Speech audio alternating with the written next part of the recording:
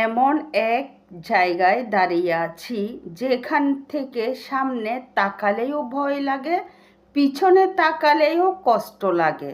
কি করলাম, কোথায় ভুল হলো, তার কোনোটা স্পষ্ট উত্তর পাই না। আর কোনো প্রশ্ন জাগলে নিজের কাছেই যেন কোনো জবাব থাকে না।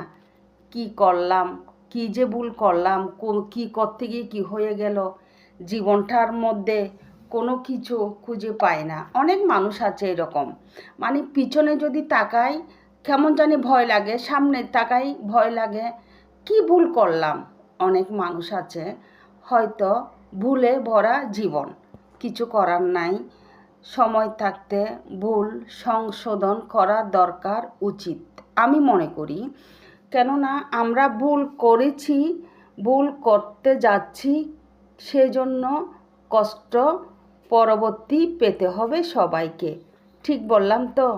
তাহলে লাইক, কমেন্ট, শেয়ার করে যাবেন, পাশে থাকবেন।